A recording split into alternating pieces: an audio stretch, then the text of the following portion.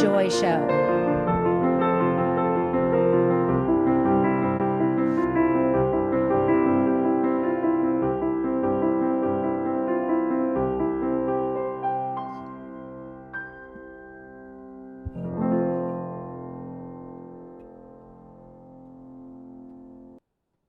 Hello, world, and welcome to the Shannon Joy Show. We're broadcasting live from the Joy Virtual Studio right here in the beautiful Finger Lakes region of New York State. It is so great to be with all of you today. It is Monday, August 24th. After being gone for 3 full days, as you all know, I hit the road last week with devastatingly handsome Dr. Joy and my daughter, Mimi. We took her down to Tennessee. She's a freshman at Austin Peay University. So we ran some great shows for you. Had a great time with devastatingly handsome and Mimi. She is in. We did it. I'm back today.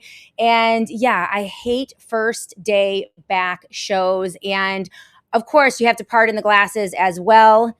While I was down in Tennessee, somehow, I don't even know how this happened, but I had an allergic reaction to something. I'm not allergic technically to anything, but while we were down in Tennessee about 4 days ago, my eyes were swelling up, itchy, like huge. And I thought it was because I was just weepy from Mimi going to college and losing my girl, but apparently it was an extreme allergic reaction to something, which is why I'm wearing my spectaculars today. So excuse the looks. I can't wear any makeup on my eyes, and that's not always fun. But yeah, so I ended up having to go to urgent care yesterday, and I'm on some sort of steroid. It was an extreme allergic reaction. Couldn't touch it with Benadryl. I took a Zyrtec. Nothing was taking care of it. And so now I'm on some kind of steroid. So yeah, I don't even know. Great to see all of you today on the SJ show, the live chat on Rumble. Of course, we're live on Rumble, live on Twitter, Spreely TV, Roku TV, Apple TV, all of the podcast platforms you can ever imagine. And of course, we're live on Substack, Facebook. If you like the show, please make sure you give us a thumbs up. So I'm going to bumble and stumble and fumble through today's show because it's the first day back. But we have a lot to go over today. You see the headline, Revenge of the Jocks. The sports bros of all people are now joining the battle against the tech bros and tech dystopia. I had an inkling of an idea that somehow the normies are catching on because devastatingly handsome Dr. Joy, we spent, almost 26 hours in the car together over the past 5 days. And we talked about a lot of things. And he mentioned being really concerned about the flock cameras and the data centers and the panopticon and the technocratic surveillance state, which blew me away because I'm telling you all, devastatingly handsome Dr. Joy is a normie through and through. He's not a conspiracy theorist. He watches mainstream news media, mostly sports media. And I'm thinking to myself, why is this guy on this topic today of all days? Now, I have been talking about this for the past 2 years. I've talked to Devastatingly Handsome about it for the past 2 years. And he's always like, oh, whatever. Oh, come on, Shannon, you're reading too far into it. All of the things, which he always does. And I haven't really been able to get through to him. So I'm wondering, why all of this sudden is my husband, total normie, devastatingly handsome, brilliant, smart, intelligent, wonderful, all of the things. He's just not into it like I am. Why is he all of a sudden concerned about the flock cameras and the drone surveillance and the build out of the technocratic surveillance state? Well, I think it has to do with the fact that normies across the country, and most recently the sports bros, are getting very nervous about what they're hearing from the tech bros. And it's kind of like, it's making me giggle because it's kind of like a reverse Revenge of the Nerds, right? Where the normies are becoming increasingly uncomfortable with the dystopian vision of self-appointed technological masters of the universe, like Sam Altman, Elon Musk, Peter Thiel, and Howard Lutnick. And it all started when Sam Altman said this in an interview with Cory Levy, the founder of Z Fellows, and that was just a couple days ago. He said, and I have the video of it. I have a ton of videos today, which we're going to play for you. He said, I think we are close to a world where you have like a descendant of Chat GPT watch your computer screen all of the time, watch every meeting that you're in, every conversation that you have, record every call, everything like that. They have perfect context of your whole life, everything you see. And you choose what information you want it to have, but you can connect it to your texts or emails or docs or Slack. And it basically controls your life, which is what he's talking about. And apparently the sports bros were not down with this. Major piece in the comeback, which I've linked in the show notes of the SJ show. We'll get into it a little bit more today. But this is the basic takeaway. Only the biggest losers alive actually want this, wrote BW Carlin, founder of Bad Brain Digital Consulting, which works with organizations like Barstool and Sports Illustrated. There are a ton of quotes, a ton of big players in sports media are now beginning to critique the build out of the techno-fascist police state. And this is now filtering into their coverage of sports. And it's interesting because sports is a major part of American culture, American media, and where we weren't able to penetrate the normies from the conspiracy theory websites and the technocratic websites and all the things, this is an opportunity to continue to push this message. First it was the conspiracy theorists, then it was the students. We saw widespread anger in college populations at their graduations during commencement addresses where they booed loudly their speakers who were talking about the benefits and the advantages of AI and the build out of the technocracy. The students weren't having it. We're not having it. That's filtered out now to independents. It's filtered out to, environmentalists. It's filtered out to the Tea Party.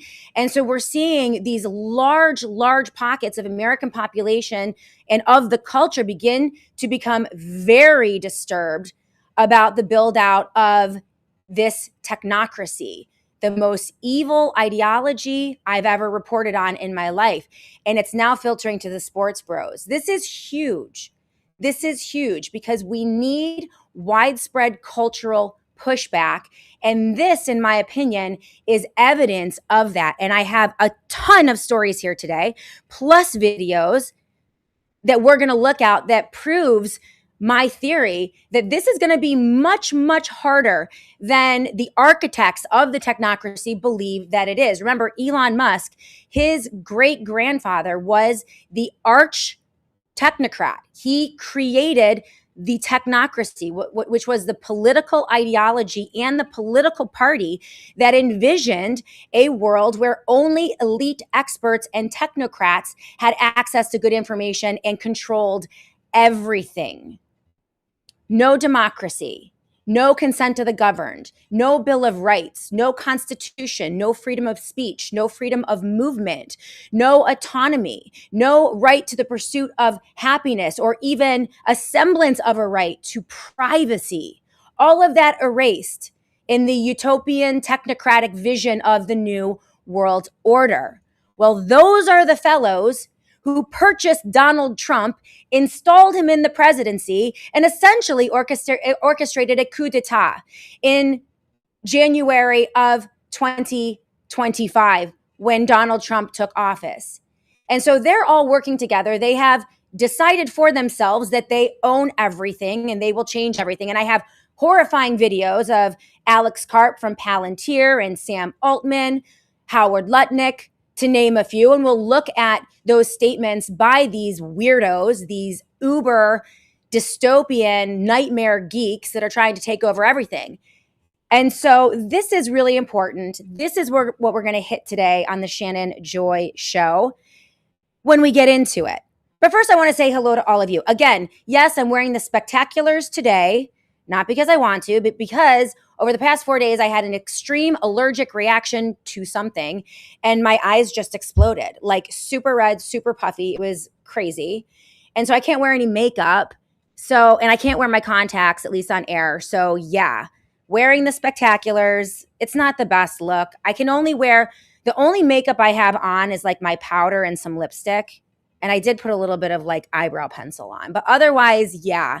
But it doesn't matter. We can't allow a bad face day to stop us from talking about the news, right? So anyway, I want to talk to all of you about all of this and say hello to everyone on the Rumble live chat. If you're watching on Rumble right now, please do me a huge favor.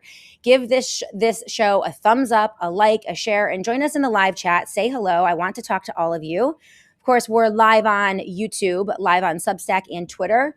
Big growing audience on Twitter, which I absolutely love. So if you're watching on the Twit right now, welcome to the SJ Show. Glad that you're here. I will be checking the Twitter live chat on commercial breaks to grab your comments as well. I want to make sure that we're talking to everyone. Yes, we are going to cover the beef story. I don't have this in my show notes today. I want to take my time. I want to go through it. I want to find some really good resources, maybe get a great guest to come on this week. But yes, I did see the headlines. Donald Trump once again favoring his cronies internationally, foreign producers of beef product, not actual beef, but beef product.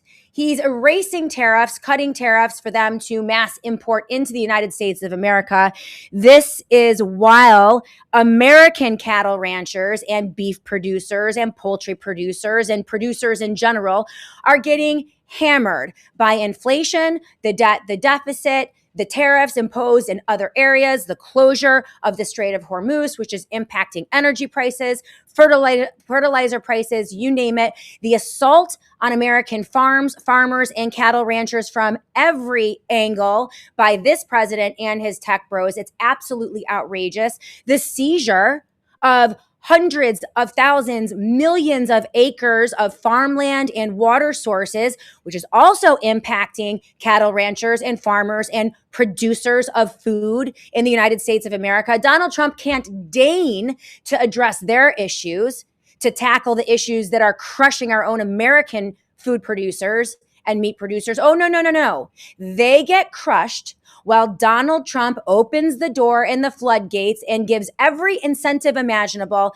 to foreign meat producers of, quote, beef product, according to Trump's own tweet. Well, this is sparking mass outrage, and we'll be covering this in this coming week. So I see that everyone is talking about that. It's insane.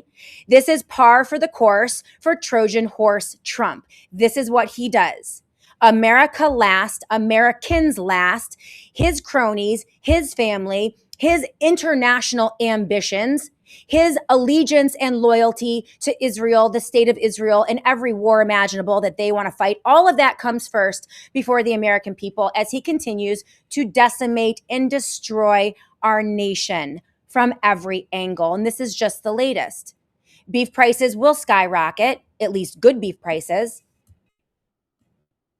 And once again, we deal with the worst president in American history. I don't know what to say.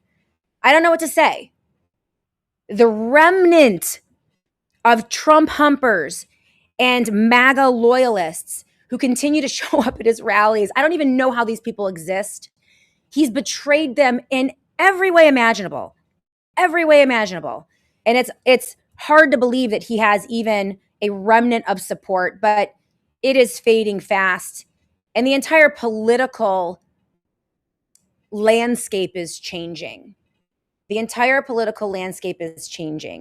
I have a story on that as well, because one of the most interesting elements of the American rage against technocracy and techno-fascism is the fact that it is uniting Democrats and Republicans. I have an overview here. The Tea Party and the Socialists. Recently, over the past couple months, we've had major organization, which I'm going to go over a little bit later in the show, of Americans united against the flop cameras, the surveillance cameras, and the data centers. But it's not coming from one side of the political aisle. It's coming from the left and the right. And here I have an overview on Humans First, which is an organization founded by former Tea Party organizer Amy Kremer. And they are activating in the Deep South and in Texas major actions against the buildup of these data centers, and then also a newly forming coalition of student activists that are targeting AI companies. In mid-August, dozens of students linked to groups like the Sunrise Movement, Quit GPT, and the Young Democratic Socialists, I kid you not, are railing and rallying against OpenAI and the techno-fascists. So we now have the Tea Partiers and the Young Socialists united against a common enemy. And this is extended out to the young and the old, the left and the right, Democrat and Republican, normies and conspiracy theorists, right? Which is evidenced by this story about the sports bros raging against the tech bros in a reverse revenge of the nerds, which is just so interesting. It's so interesting. And really, this gives me so much hope. This gives me so much optimism. And I have a great video from Catherine Austin Fitts that is going to set up our discussion today. By the way, if you did not see my interview with Catherine Austin Fitts last week, rewind on the SJ show right here on Rumble and on YouTube. A blockbuster video and interview with Catherine Austin Fitts. I'm going to work on pulling some quotes and clips from that now that I'm back in the office. But she was on fire. In another interview, she had this to say about the young people and the revolt against the technocratic police state. This is what Catherine had to say. Take a look. So I just have to tell you my favorite quote of the year. I was in a group the other day, and this lovely young woman who was just there because she was related to somebody, she was there picking up dad. One of the participants said, you know, the young people hate AI. And she raised her head and she said, we don't hate AI. We hate the tech bros. And the way she said it was, I thought, do you have any idea if you're the tech bros, the energy that is going to come towards you over the next 24 months? That hatred, that many people who absolutely hate you. Whoa. There's not a control grid in the world that can control that. There we go. There's not a control grid in the world which can control that.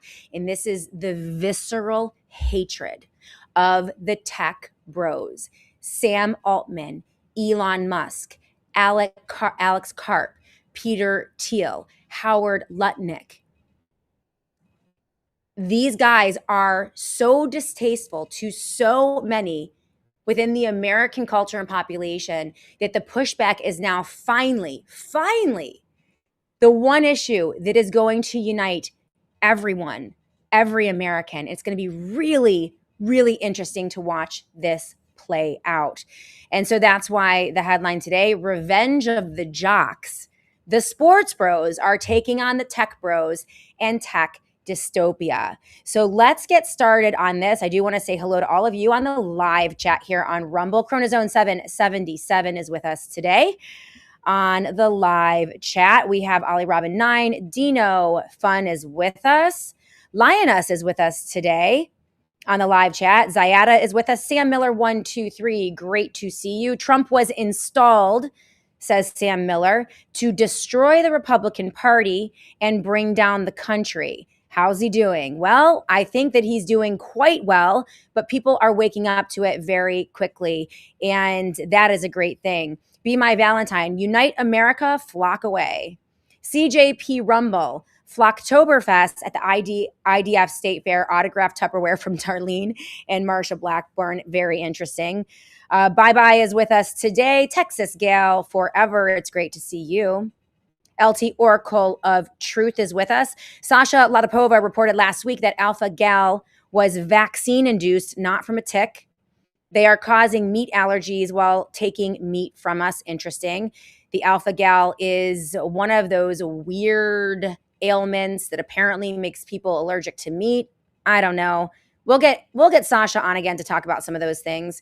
Who else do we have? Mark the Regan is with us today. Lou Melcom is with us as well. Sam Miller 123. Catherine Austin Fitts rocks. Yes, she does. And yeah, well, let's get into it. I mean, why does everyone hate Why does everyone hate the tech bros? Well, it's because they say really horrifying things all the time. And I just have a few examples, but let's start with what Sam Altman said that really irritated the sports bros, right? The jocks in this new reverse revenge of the nerds. The jocks are finally saying, you know what? And it's interesting because within the sports community, I will say, it is very human focused. You're very focused on the physical body, the natural body, and peak performance. It's all about human interaction, what happens in the natural world, the physicality of sports in general. And so this is actually a natural group that I could see resisting and beginning to really organize in terms of resistance against the rollout of digital ID, digital currency, and the technocratic surveillance state. And the more pushback, the more exposure of all of this, the better, because they really are moving quickly towards whatever it is that is going to jumpstart or warp speed the creation of the technocratic police state, the digital ID, and the digital currency. We all know something's coming. We all know that something's coming. We know that because they're simulating. I have this piece linked in the show notes of the Shannon Joy Show. We're going to go over this as well. JP Morgan, Goldman Sachs, and 38 other financial institutions got together to test the trading of tokenized assets across Wall Street. We're going to look at that today. What do we know about simulations? Simulations are always the precursor to implementation. They simulate, then they implement. And so we're going to get into this. This was featured in Technocracy. If you want the best information, the most up-to-date reporting on the build-out of the technocratic police state, please subscribe to technocracy.news. I have two pieces from Patrick Wood's website linked in the show notes of today's show, and a very, very, very good source. In fact, one of the best sources on the planet, in my opinion. Hey, General Patton, great to see you on the live chat. Dakota Feather, great to see you as well. So here we go. Great point. Dino Fun. Okay, love this, because I was thinking about this as I was preparing for the show today.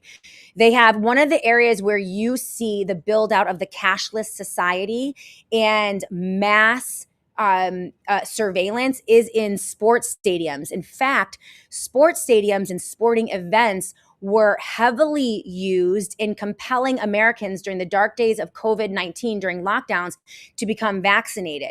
Many of the major sports stadiums and convention centers made rules that you couldn't watch your favorite sports team, your football game, your basketball game, unless you showed your vaccine card.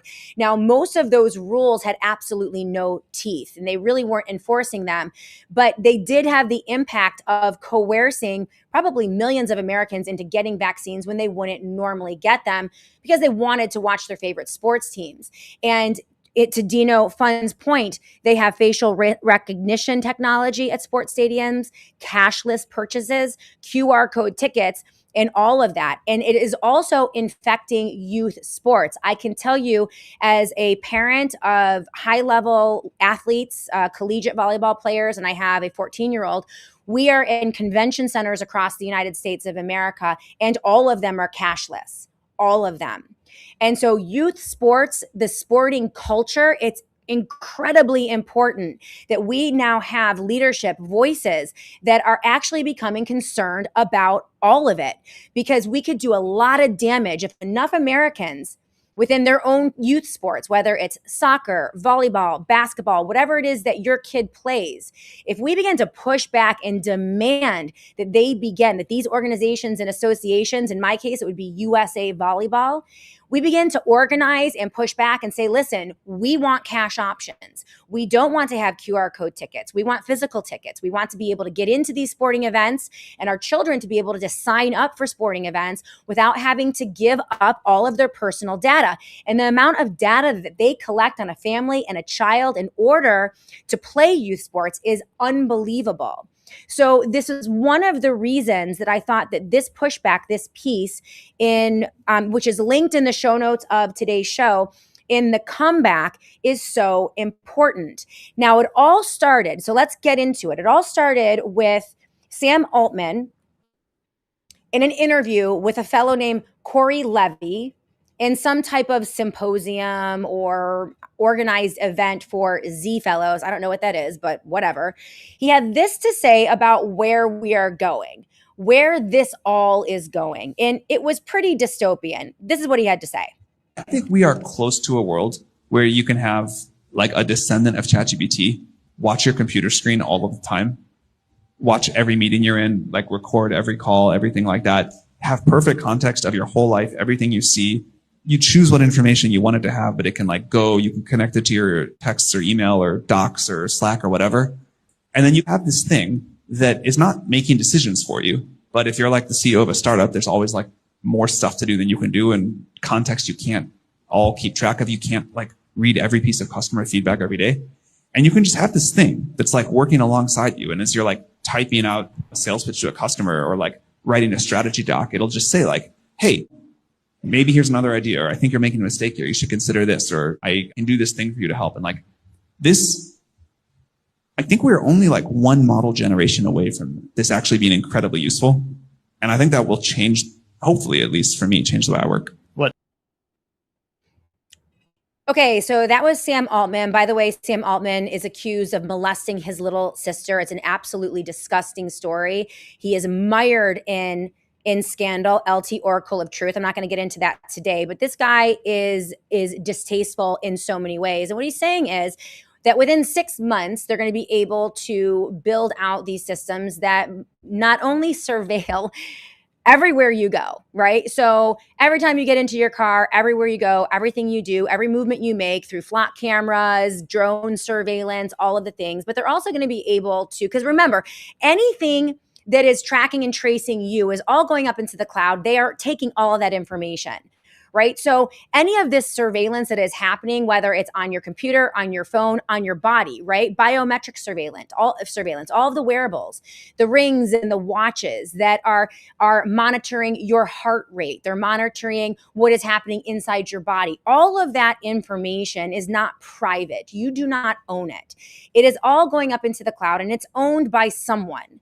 And likely someone like Sam Altman, by the way, who is accused of molesting, horrifying accusations of child molestation of his own sister. He's the guy who is in charge of collecting all of that information and then deploying AI to essentially build an in-the-cloud dossier on every human. You might benefit from some of these types of tools that you're using, but none of this is private. None of this is private. And he's super excited about this. He says that this is going to be built out in the next 6 months. This is going to be the next evolution of AI and technology. And so this is what sparked a massive, massive response from the sports bros. And I'm here for it. Right. And as I mentioned, I was wondering what went on, because my husband, he's super sporty. Our family is super sporty. Devastatingly handsome Dr. Joy is a normie. He is a normie, and he has pushad everything I've ever said over the past 2 years, all of the reporting that I've done over the past 2, 3, 4 years on the technocracy. He has poo-pooed, right? Oh, Shannon, you're just a conspiracy theory. There's no there, or you're a conspiracy theorist. And then all of a sudden, a couple days ago, he's like really concerned about this. I think it has to do with the fact that the sports bros are freaking out. So this was in the piece. Where is it? The world reacts to Sam Altman's vision of the future. This is what Patrick Wood had to say about this. He said, unfortunately, I think that Altman is right when he says that AI will have perfect context of your whole life and that it will occur sometime in the next 6 months. He says this is reminiscent of the Black Mirror episode Nosedive, where based on total transparency of activities, a social credit system took over society. Fantasy aside, they're aiming for that. And Patrick Wood is concerned about it. I'm not as concerned. I think that a lot of these guys are living in a fantasy land. I don't think the technology is nearly as advanced as they say that it is. I think they want us to believe that it's that advanced. I think it can certainly do damage, but not as much as they say it's going to do. And the pushback from regular people is going to undo a lot of what they're trying to accomplish. But this is what the reaction looked like. from the sports bros. So this is what they said. While Altman undoubtedly made these comments to drum up excitement, the sports media community had the absolute opposite reaction, as written up in a recent piece by The Comeback.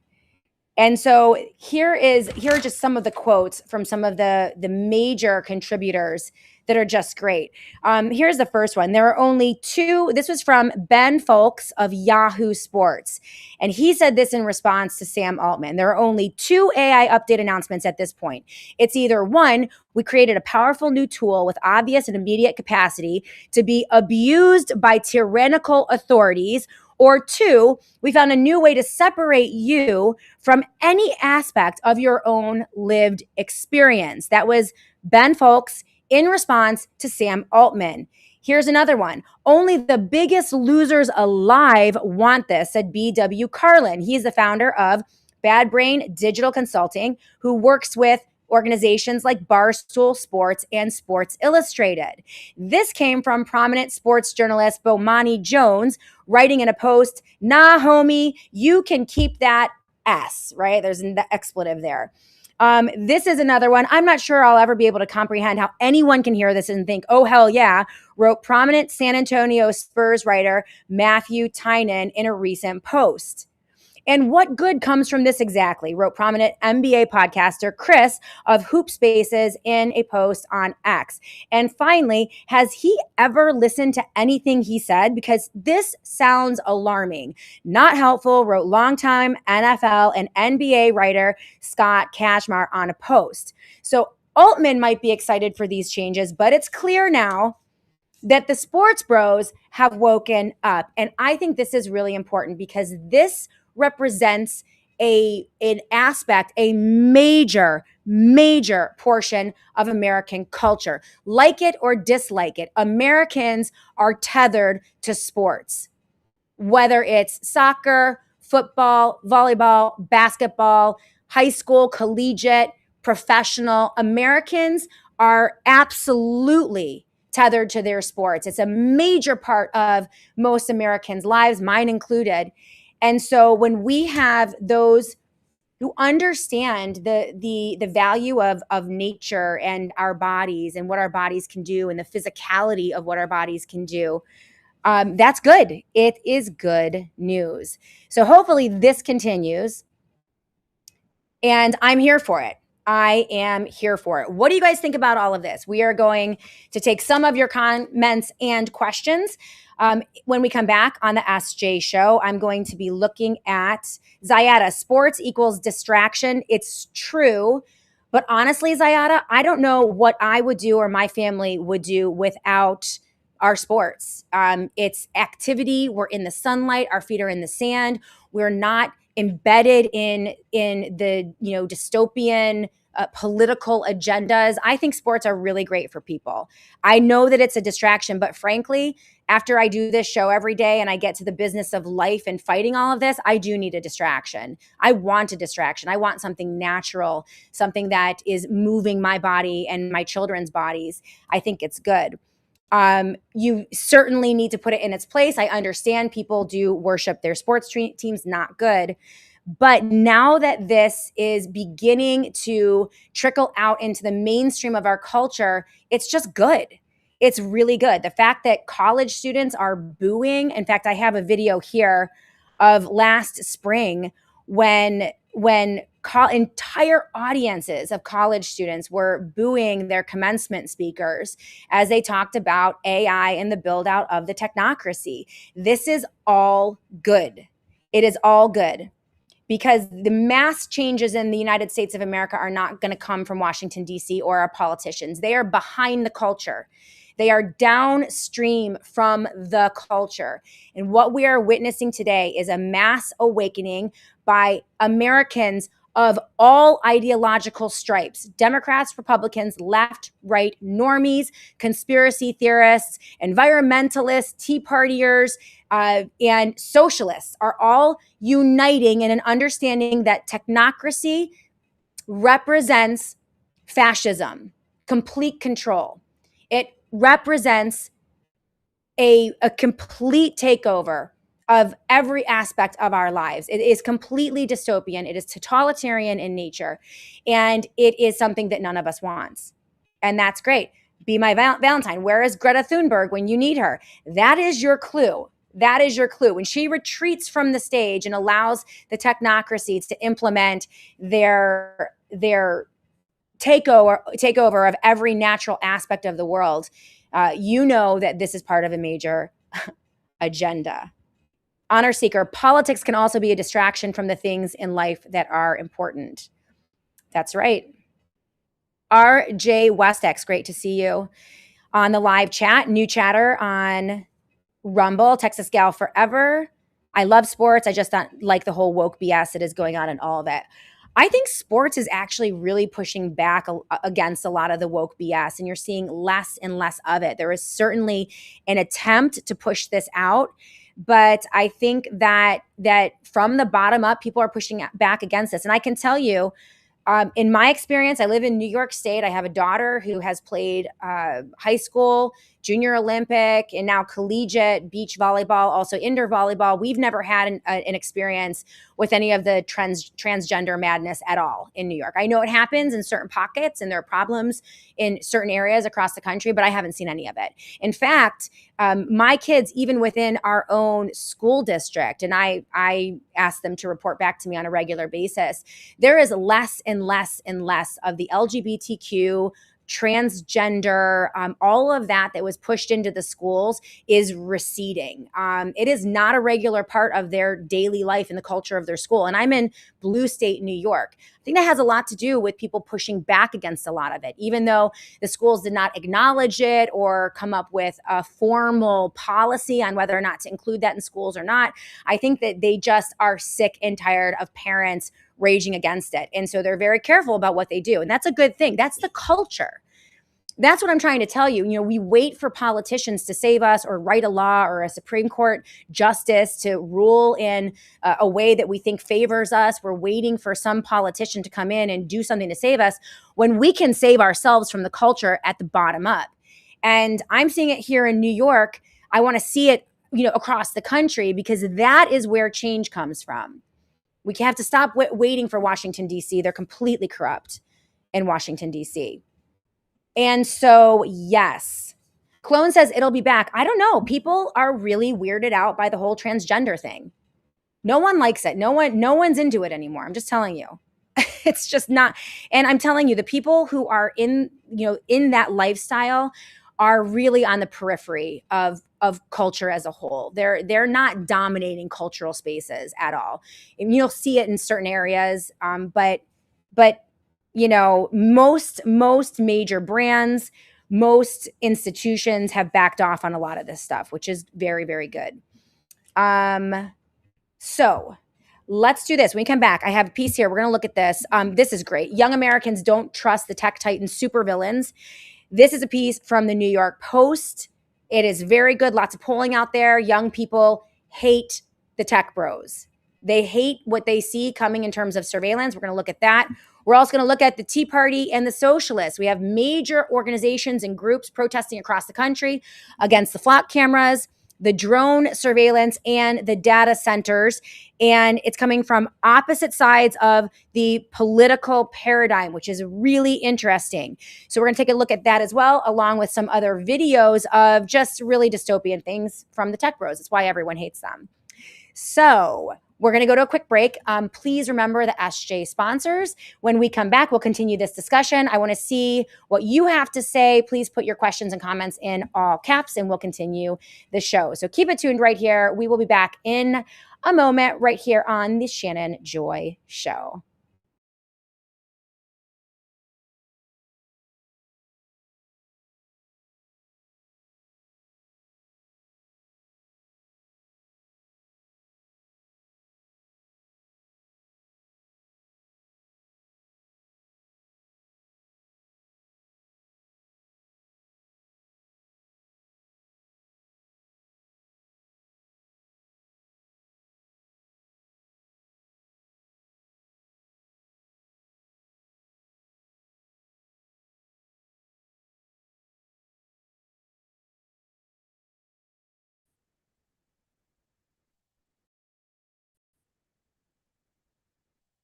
The Bank of Japan and the Federal Reserve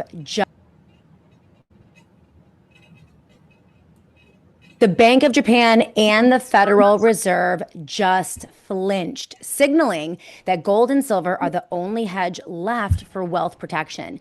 This is the topic of a brilliant zero hedge piece, which I recently reviewed in a Substack article, which is linked in the show notes of the Shannon Joy Show. Something big just happened in the markets, and it could change everything. Japan's yen has collapsed to its weakest level against the dollar in 4 decades.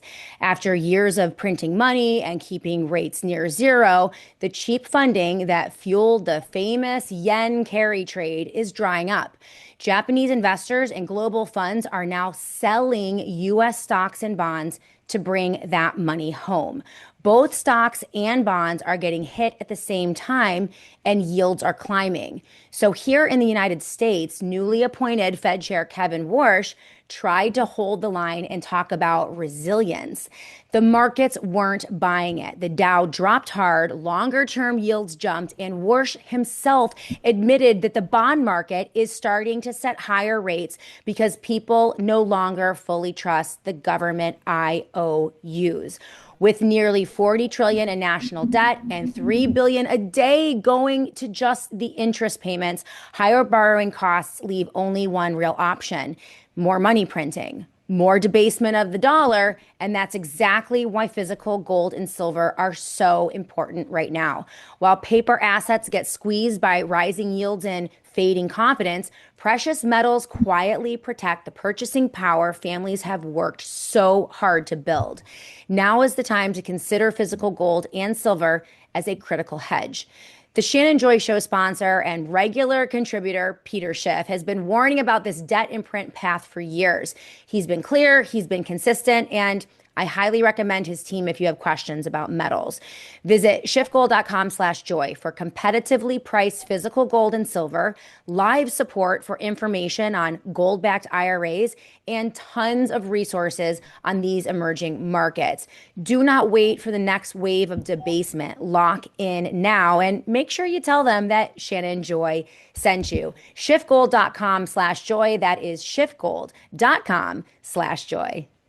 I was diagnosed as diabetic about 21 years ago. It did kind of throw me for a loop at that time, but they put me on a med. The meds will just take care of it, all right. Then I get on another diabetes med. Then I get on cholesterol med and acid reflux and high blood pressure. And by the time I got to being on 4 diabetes meds and my A1C still out of whack, and I had ballooned up to 360 pounds, I started questioning whether all the meds were really the solution, you know. I could not get below 320. I tried many different things, but it got to the point where I gave up. I thought I was just going to die young, and that's the way it is. I couldn't figure it out. My wife and I started this protocol together. It was amazing. I was able to get off all 4 of my diabetes meds, reverse my diabetes type 2, reverse my fatty liver. Everything in my blood work came in line. I was able to get off my high cholesterol med, my acid reflux med. I started this protocol at 320, and I lost 72 pounds. My wife, she lost 38 pounds, but the key thing with her is she had kidney disease stage 3A, and she had had this for 3 years. After only 7 weeks on this protocol, she went in and had her blood test, urine test, met with her kidney specialist, and they said, I don't know what you're doing, but you virtually no longer have kidney disease. This will rock your numbers in your world. This will rock your numbers in your world. That was Alan. So many testimonials that you can find at shannonjoyhealth.com, shannonjoyhealth.com. He's talking about Unicity Feel Great program. You guys see this right here. This is my Unamate. I use it every single day. You feel great on this system. It helps you to fast every day and also heals your gut. And so I'm using it mainly for the gut health, but you can ditch the GLP-1 injections and feel great with this product. And it's not just losing weight. It is cholesterol, diabetes, acid reflux. I feel so good on this system. You guys will too. And Unicity is a phenomenal partner of the Shannon Joy Show. Again, I've been taking, it's a daily program, powder based. You mix it into your water. The Unamate you take in the morning and afternoon, that helps to quiet the food noise, and it helps you to fast during the day for as long as you can. And then before your biggest meal, you take the Balance. That's this product. So they all come, the system comes in these type of packets. So you can take them with you if you're going on vacation, if you're traveling, if you're going out to dinner. You take these packets, 3 packets a day, and the Balance helps to slow down your digestion and eliminate those sugar spikes. And so this is kind of how it works. You can see there are dozens upon dozens of testimonials at shannonjoyhealth.com. That is shannonjoyhealth.com. This mimics a GLP-1 injection without the injection, which we know has so many horrible side effects.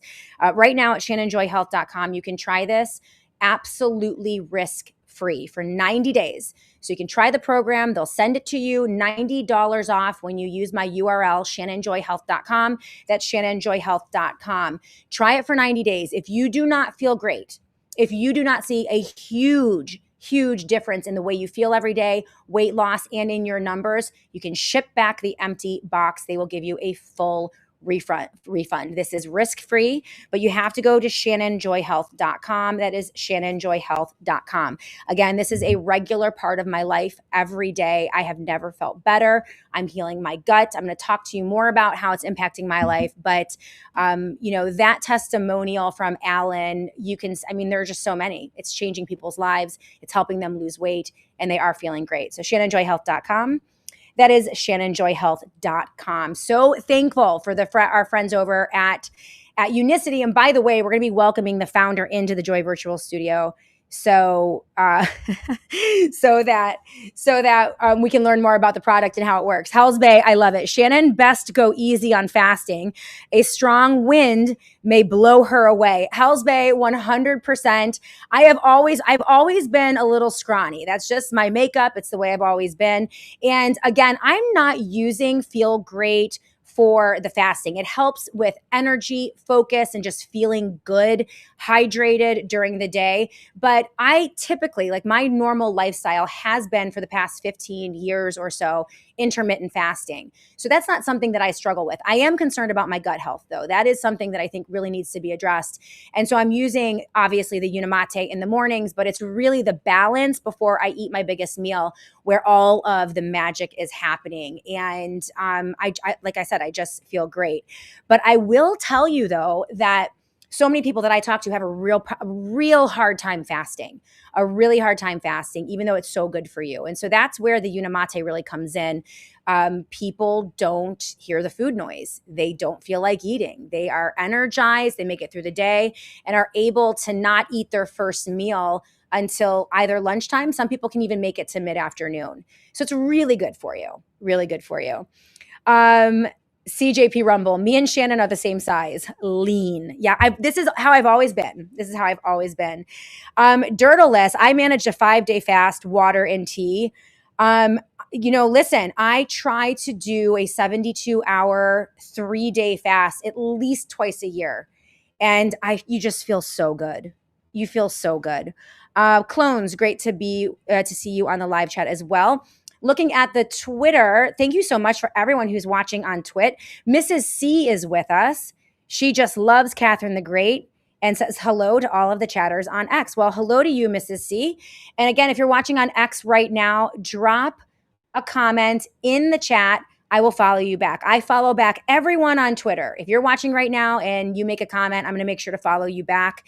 Everyone who comments on the SJ Twitter feed gets a follow back. Okay. So let's get to this. What should we look at next? Let's just look at some other, watch the microphone here. First day back. It's Monday. You know how it is. Let's take a look at all of I know this was going around the internet a few months ago, but this is going to set up our discussion of this piece, linked in the show notes of the Shannon Joy Show. Again, the culture, Americans of every political stripe are beginning to rage against the techno-fascist machine. And this is now uniting the most unlikely allies. Tea Partiers and socialists, young people and old people, Democrats and Republicans. The sports bros are now getting in on the game as they're raging against these megalomaniac, lunatic tech bros who have decided that they are the masters of the universe and what they say goes. We can all descend into their dystopian nightmares together and there's nothing we can do about it, says Donald Trump. Don't resist, says Donald Trump, the data centers. It's inevitable. Well, screw that. I'm not ready to allow that to happen. And more Americans are saying, you know what? We don't want the Axon cameras. We don't want the flock cameras. We don't want all of the surveillance, and we're going to chop them down. And this is great. And I love it. And so this happened just this past spring at commencement addresses across the United States of America. It's absolutely hilarious. And I love it. And it's going to set us up for this piece, which is in the show notes of the Shannon Joy Show. Take a look at what happened when the ambassadors of the tech bros tried to shove this down the throats of college graduates. This is what the college students had to say. The question is whether you will help shape artificial intelligence. We do not know. We do not know. AI is rewriting production as we sit here. I know it. Deal with it. Like I said, it's a tool. We're using a new AI system as our reader. The rise of artificial intelligence is the next industrial revolution. Oh, whoa. The world will be unimaginably better for it. I'll switch sides.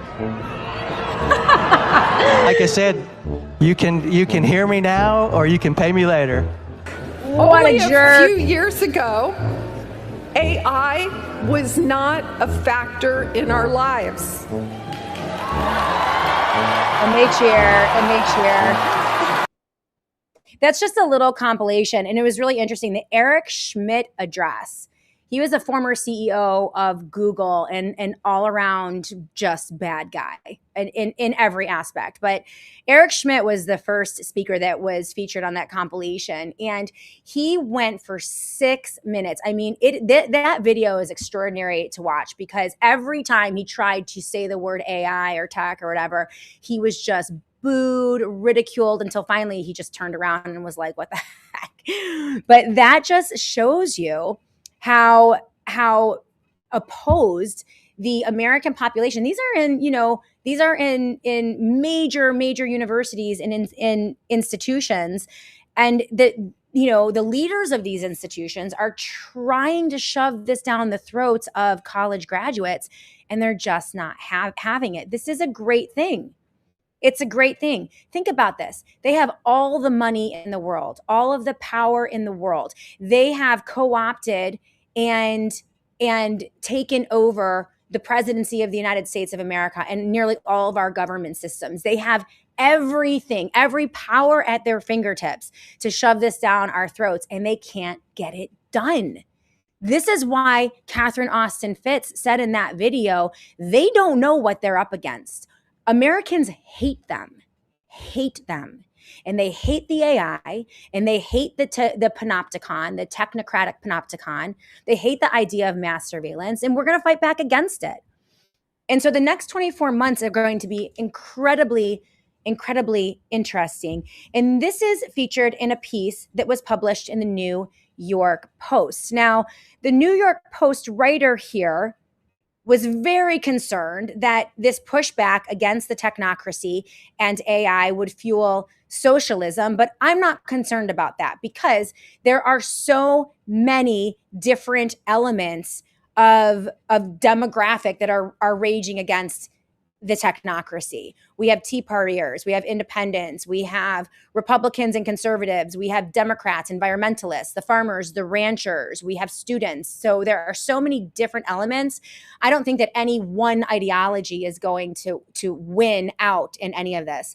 But this is, in recent polling just released on October 21st, so just a couple days ago, They are finding that the overwhelming majority of millennial and Gen X Americans view the world's richest tech CEOs, including Mark Zuckerberg, Sam Altman, and Elon Musk, as super villains. Now, remember, Elon Musk was trotted out to conservatives and independents and those who were opposed to the COVID lockdowns of 2020 as the hero. He was the nice technocrat. He was the conservative leaning, most palatable technocrat because, he saved everyone on Twitter and he gave everyone their X accounts back and this and that. He bought Twitter and saved it from the liberal socialists, whatever. So he was really thrown out there to appeal to a right-leaning base. And apparently that's not working as more and more people view him and Mark Zuckerberg and Sam Altman as super villains. And this is evident in multiple surveys. So here we go. When given the names of key figures in the AI industry, the majority of respondents aged 18 to 34 didn't trust a single one. And this survey was conducted by CNBC's Generation Labs, left-leaning news organization. The most untrustworthy tech titan in their eyes was Palantir CEO Alex Karp, with 81% declaring they don't have faith that he would act responsibly with the general public's best interest at heart. Do you think? Let's just take a look at Alex Karp. I mean, this is why I think I have a video of Karp. Yeah, here he is. This is crazy. Watch this. The industry has to support the warfighter. The one thing, though, that I think even now is underestimated by all actors in industry, and including in Silicon Valley, is how disruptive these technologies are. If you are going to disrupt the economic and therefore political power significantly of one party space, highly educated, often female voters who vote mostly Democrat, and military and working class people who do not feel supported, and you feel like you believe that that's going to work out politically, you're in an insane asylum. That you cannot have it. This technology disrupts humanity's trained, largely Democratic voters, and makes their economic power less, and increases the economic power of vocationally trained, working class, often male voters, and so these disruptions are going to disrupt every aspect of our society. And to make this work, we have to come to an agreement of what it is we're going to do with the technology. How are we going to explain to people who are likely going to have less good and less interesting jobs from their perspective? And how is it that we are going, and by the way, on the military thing, these technologies are dangerous societally. The only justification you could possibly have would be that if we don't do it, our adversaries and will do it, and we will be subject to their rule of law. So if you decouple this from the support of the military, you're going to have an enormous problem explaining to the American people why is it that we're absorbing the risk of disrupting the very fabric of our society, including the most powerful parts of our society, if it's not because it's about maintaining our ability to be American in the near term and long term. And all right. And so this is what these tech bros, the tech fascists, continually do. They get out on major platforms like CNBC, CNN, Fox News, mainstream news media, and they make these horrifying, terrifying, dystopian predictions about how AI technology and the build out of the infrastructure is going to disrupt everything, and it's going to be painful, and you are going to hate it. It's going to reduce the autonomy and the economy and the power of every American. He says that the economic and political power is going to be ripped away. But then on the other side of their mouth, they say, but this is how we do it. If we're going to implement this, we have to convince Americans that the big bad Chinese already are doing this and they're going to make it worse. So we don't want the Chinese to have this technology before we do. We need to have the world-ending, humanity-ending, global technocratic police state build out done here first in the United States of America so that China doesn't get to it first. Essentially telling us that in order to defeat China, we have to become China. which is a totalitarian dictatorship, which abuses its citizens and surveils them wholly. And by the way, China has about 400 data center projects going in their country. We have about 6,000 here in the US. So to say that there is even an arms race, an AI arms race happening between the US and China is really setting up a straw man. But that is a false choice. Why is it that we have to become China, become a dictatorial police surveillance state in order to defeat China? So we don't get a choice. We don't get freedom. We don't get privacy. We don't get bodily autonomy. We don't get the right to decide for ourselves what our future looks like, where we're going to live, what we're going to eat, what we're going to purchase, what will be our vocation, how many children we'll have, what to do with our health. We don't get those choices anymore. They're just going to shove these false choices at us. And this is why people hate them.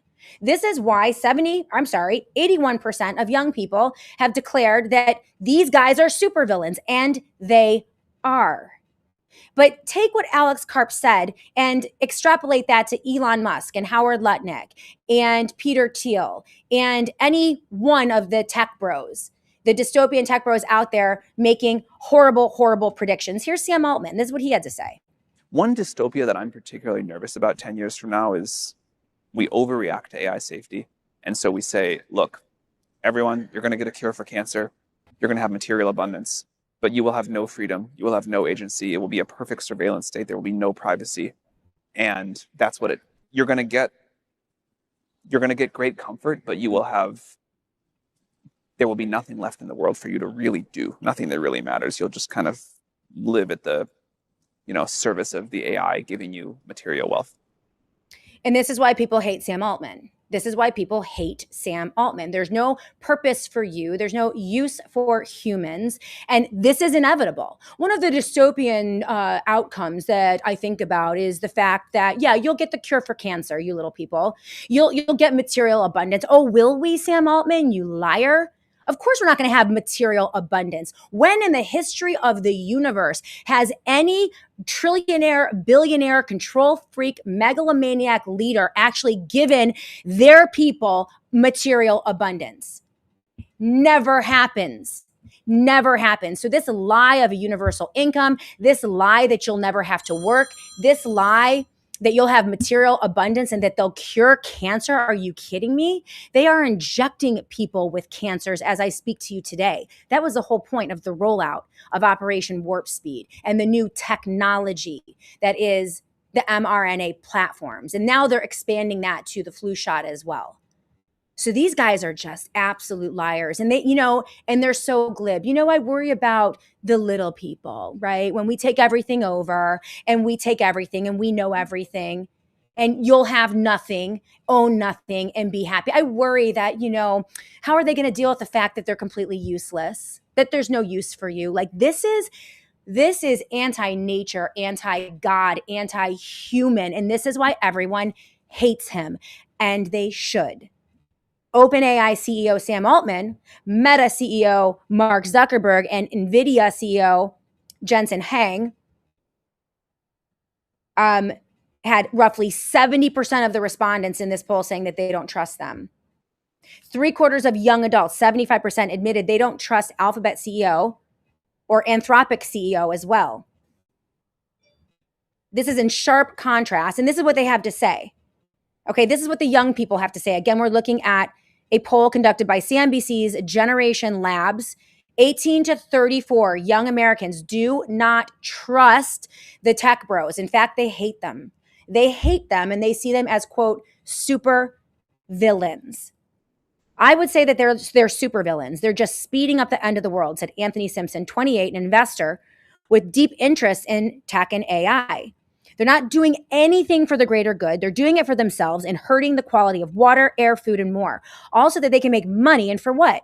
It's not like they don't have plenty of it already, he said.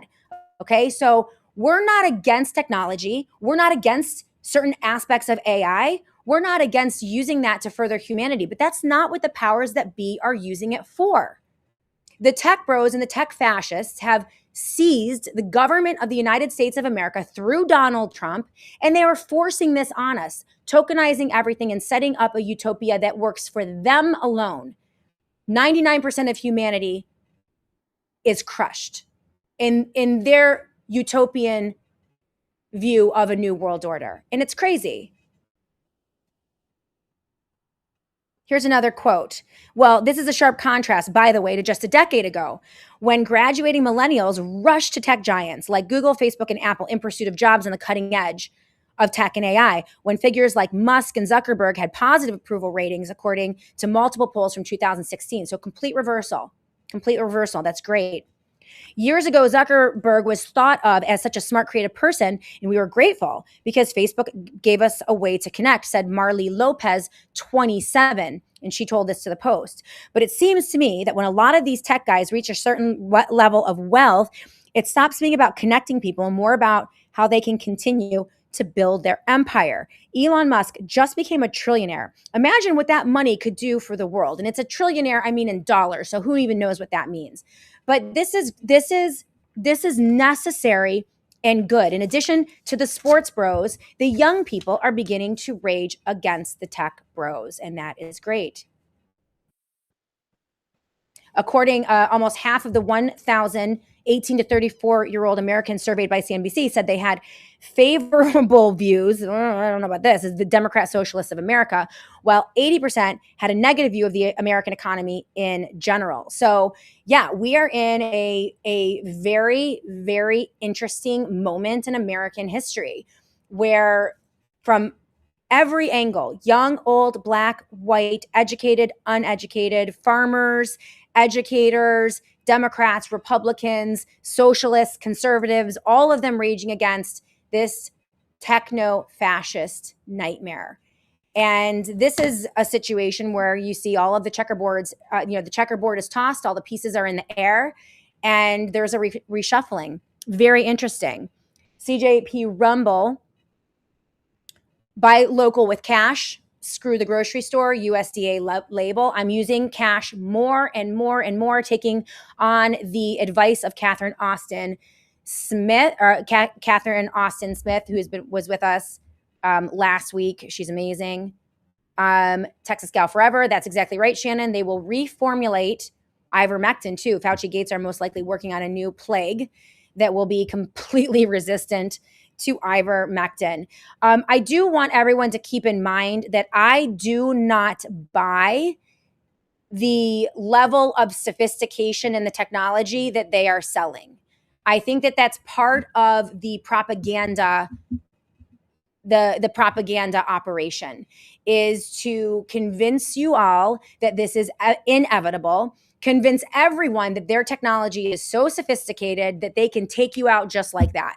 That they can, move your body, inject you with nanoparticles and control you and all of these things. And I don't buy any of it.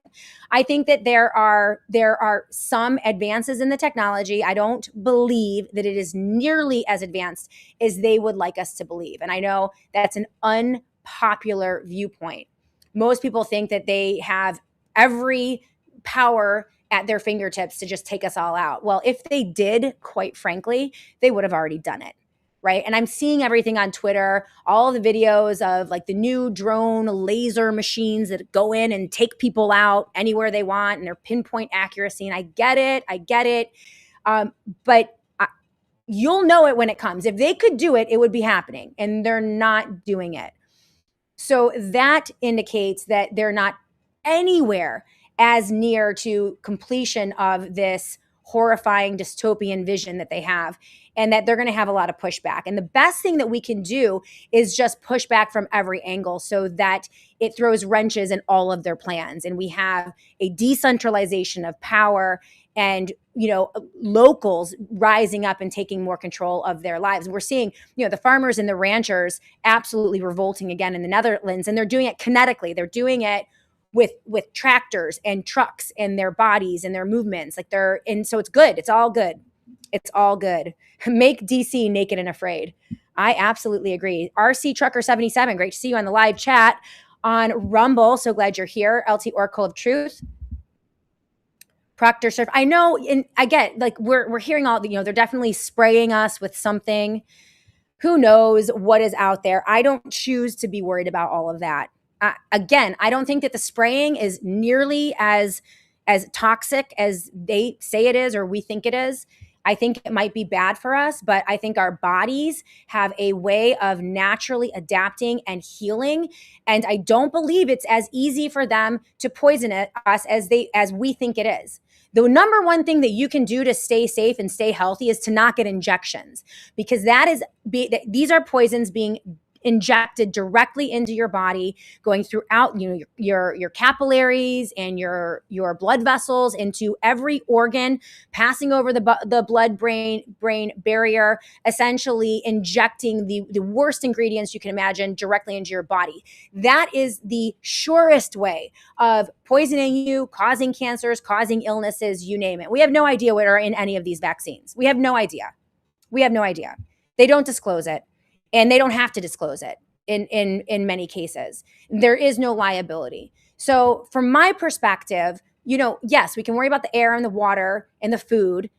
It's important, but the most important thing is the injections. They want us to think that it's everything else is killing us, and they want us to ignore the injections, when in reality, I think most of those things might be making us sick. They might not be good for us. They're definitely not as deadly as the injections. And this is something that Sasha Latypova, until she's blue in the face, is trying to remind people of. She would also say that this idea that they can create super scary viruses in a lab and kill all of us with it, the idea that their technology is so advanced that they could take out anyone and everyone at any time, anytime they want to, it's them projecting power that I don't think they have. And maybe they're able to do it occasionally, but honestly, guys, we cannot be afraid of them in that way, because when people are afraid of them in that way, that causes people to be apathetic and scared and to hide in a corner rather than standing up, organizing, getting together with their neighbors and pushing back. We do not want people afraid. We want people emboldened. And this is, I have been doing this for 15 years. I've had a show for 13 years, and I have dealt with people who are frightened constantly that someone lurking in the shadows is going to get them somehow. And they are so frightened. They are so afraid of their own shadow and everything they eat and drink and everywhere they go that they don't do anything except for complain. And in whatever capacity, try to speak the truth, but they don't accomplish anything. Thank you, Mark the Regan. I really appreciate that. Shannon is spot on here. CJP Rumble, make no fear car stickers great again. There is no point in us being afraid. Sam Miller 123, do you not believe in the beast system where you will not be able to buy or sell without a mark on your hand or a forehead? That's biblical prophecy. That's what they are pushing with the digital ID. Sam Miller 123, there is always a choice. Always a choice, even in whatever system they decide to build. And as you know, there is biblical prophecy, but Jesus Christ also said when they asked him, when is the end? When will the end times come? And Christ himself said, I don't know. No one knows. Only the Father knows. So I don't worry about the beast system. I don't worry about the end times. I don't really think about the end times because Christ said not to think about it. Do what we need to do on this earth and do not be afraid. And too many people are afraid of having to make that choice. Maybe you have to make the choice, but that is no reason to not activate. Way too many Christians use that as an excuse to hide and do nothing. And this is why the Christian church is largely useless today. It's a dead church for the most part, because they just don't know what time it is, in my opinion. Sam Miller, the Bible tells us 365 times, do not fear. Absolutely, we have a choice. We will always have a choice. God will always give us a choice. I remember in the dark days of COVID when they were rolling out Operation Warp Speed, and then they were rolling out the vaccine and the coercion. They were firing people. They were threatening to fire people. They were turning people away in restaurants. I was in New York State. It was really frightening. We were moments away from them mandating COVID shots for our kids to go to school, which we would have had to move out of the state if they had done that. Okay. Like it was closing in on us. And there were so many manipulative campaigns tricking people into thinking that they couldn't travel, they couldn't fly, they couldn't travel internationally without getting a shot. That was a lie. That was false. There were many ways that people could opt out or not get the shot. But they succeeded in convincing people to get those shots. But in those times, people would say to me all the time, I don't have a choice. I don't have a choice. You always have a choice. That doesn't mean that your choice doesn't come with consequences and you might have to give up this or give up that. But I can tell you, I don't know one person who decided to not travel for a little while and also not get the shot. Say, you know what, maybe I won't take that trip to France. Maybe I won't take that trip internationally. I'm just going to wait. I'm going to sit back and I'm going to see what happens with this shot. I can't tell you one person that regrets that decision, but I can tell you about hundreds of people that I know that regret the decision to get the shots because they thought they had to. Those who waited and allowed themselves to lose something in exchange for being free and refusing the shot, they ended up winning in the end.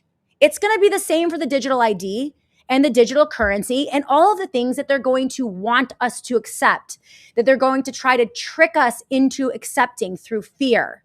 It's inevitable. We have all the power. We have all the information. We can take you out with our super, super sophisticated Palantir drones and our laser strikes, whatever it is that they want you to think they can do. I can tell you, it's never as bad as we think that it is.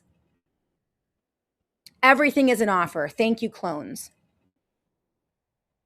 And I can tell you, as someone who lost a lot during that time, I'm so glad I didn't take the shots. I'm so glad I didn't get the shots. And I know it's going to be the same. When they roll out the next iteration of this, it's not going to be any different. Not going to be any different. All right, let's go to a commercial break. We have a couple more videos to get to in the SJ Show. Please remember the sponsors of the Shannon Joy Show. We could not bring this show to you every day without our amazing sponsors. I told you about Unicity, an amazing sponsor of the SJ Show, shannonjoyhealth.com, shannonjoyhealth.com. And you're going to hear from some of our other sponsors as well. Make sure if you're in the market for their products or services, use them, use the URL, use the JOY promo code, because that is how we keep the lights on here at the SJ Show. So without further ado, we are going to go to a quick commercial break. We'll be back in a minute right here on the Shannon Joy Show. So as you all know, life happens, and sometimes regardless of how good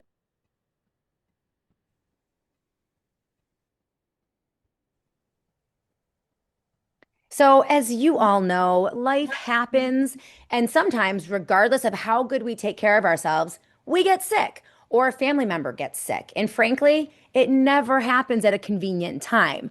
Well, what happens if someone in your family gets sick at 2 a.m.? What are you going to do? Would you rather wait for care or already have the medications you need on hand? That's why the Wellness Company created the Medical Emergency Kit, a doctor-prescribed kit containing 8 life-saving prescription medications, including antibiotics, ivermectin, and more, designed to help to treat more than 30 common conditions like UTIs, pneumonia, and strep throat. But does having a treatment on hand really make that much of a difference? Well, to answer that question, the Wellness Company conducted the first study of its kind. Among more than 500 verified medical emergency kit owners, 86% avoided a clinic, urgent care, or hospital, and more than 80% reported meaningful improvement within just 3 days. That's amazing. Simply complete a quick online medical questionnaire. If approved by a licensed physician, your kit will ship directly to you in just a couple days. twc.health/joy. That's twc.health/joy to get your TWC emergency kit now. Use the promo code JOY for $30 off plus free shipping. This kit is amazing. I love it. You're going to love it too. twc.health/joy. And make sure you use that JOY promo code every time you shop at the Wellness Company. All right, everyone, do me a favor right now. Go grab your lotion. If you're a lady, it's probably the fancy schmancy stuff you paid way too much for off an ad on Facebook. I know, I've been there. Anyway, go ahead and read the label out loud. Can't pronounce the ingredients? Well, neither could I. And that's not skincare. That's a chemistry experiment in a bottle that we're slathering on our skin every single day. Well, North Idaho Tallow Company fixed all that. One ingredient that you actually know, grass-fed tallow. No lab list, no guesswork, handmade, small batched by a mom in North Idaho who refused to put that garbage on her own kids. So why would we? Here's the challenge. Throw out that mystery bottle and replace it with the Idaho Tallow Soap, Scrub, and Soothe bundle. This is created exclusively for the Joy audience. It's only $29 and it's going to change your skin. Go to idahotallow.com/joy to open up that $29 discount soap, scrub, and soothe bundle, or grab the promo code JOY and use it anywhere on the site for an additional 15% off the regular store. idahotallow.com/joy. That's idahotallow.com/joy. All right, make sure that every time you shop at the satellite phone store, sat123.com/joy, joy, that is sat123.com/joy, you are using the JOY promo code. That is going to get you at least 10% off your entire order. And if you're looking at products like generators or solar panels, if you're looking at a satellite phone and you're going to get a satellite phone subscription, those could be upwards over thousands of dollars. So that 10% discount is going to be huge. But they do have the entire line of Faraday products, the dark bags. So these are amazing. The Faraday technology not only protects you from harmful EMF radiation, but it also protects your phone from an EMP attack or any type of breakdown. So great products. The Faraday collection also shields you, protects you from the prying eyes of the federal government or the big tech bros. That's right. When you drop your phone or your device into a satellite phone store Faraday bag or backpack, you're off the grid. You are untraceable. They can't find you. And it gives you that added element of privacy while also protecting you from those harmful EMF radiation rays. So just really great technology, the best out there, and at the best prices when you use that JOY promo code. So sat123.com/joy. That is sat123.com/joy. And thank you to all the SJ advertisers. I appreciate all of you. And I see you, Guitar Lily. Where is that? Yeah, the Idaho Tallow is their products are absolutely amazing. The soap, scrub, and soothe bundle is what I use every day. And it has changed my skin. Like my skin in general is much more hydrated. I don't even need to use it as much. I use the balm once a day. LT Oracle of Truth. I ordered another Joy bundle from idahotallow.com/joy. The price, you cannot beat it. $29 for the soap, the scrub, and the balm. And that is with the Joy promo code. Yes, Guitar Lily, I'm going to get a bunch for Christmas gifts. The products are amazing. They're amazing. In fact, I reached out to Idaho Tallow after I tried their products, and I was like, we have to work something out. Like, I have been looking for a tallow partner for so long. The products, I'm such a snob about products. Like, I'm really, really picky. The scrub is unbelievable. And when I started using their products, I'm like, boom, we got to go. And I love it. You know, Melissa she's a mom. She shares our values. This is a small family-owned business. Everything is handcrafted, and she's just great.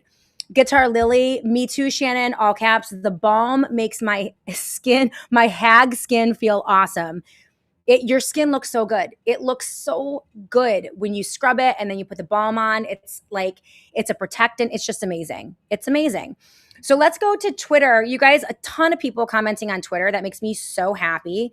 I'm going to retweet again to try to bump up this. But Mrs. C, thank you for being with us today. Abraxas Hudson, regular viewer on Twitter. Great to see you.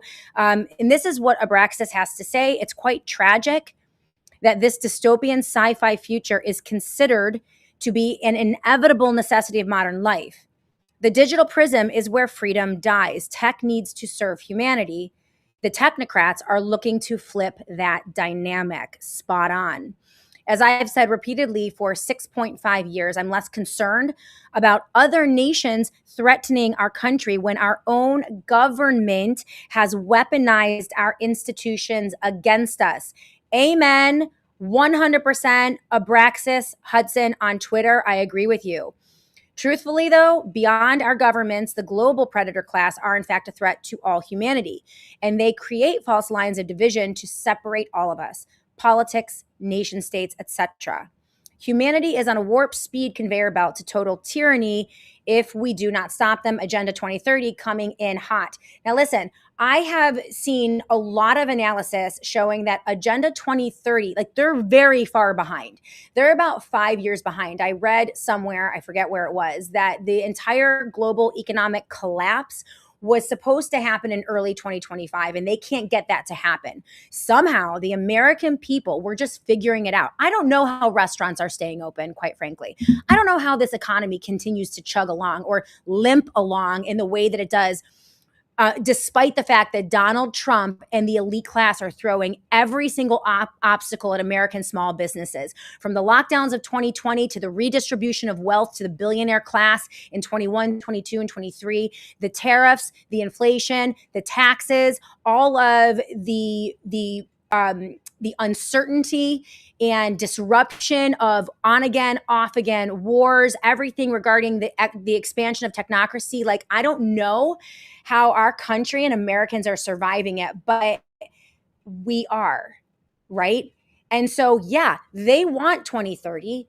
It's our job to stop them, to throw every wrench we possibly can into the works. That's all we can do. And a lot of that involves us joining together and coming together across political lines and political divides, racial divides, socioeconomic divides. I mean, mark my words, the poor, the middle class, and the middle upper class, anyone who is not in the 0.001% echelon, you're all going to suffer. You're all going to be in pain. And so there are a lot of us, more of us than there are of them. All we need to do is forget our divisions and rage against their machines. So thank you, Abraxas Hudson, always with amazing commentary and insight from Twitter. If you're watching on Twitter right now, please retweet, like this, love this, share, leave a comment. I love hearing from you. Simon Says is with us on the Twitter chat. The reason why they haven't already done it isn't because they can't. It's because they have a timeline and they play it out just to that. It's why it's called Agenda 21 and 2030. That's a time frame. What I'm telling you is that I think that they are very, very behind on their time frame.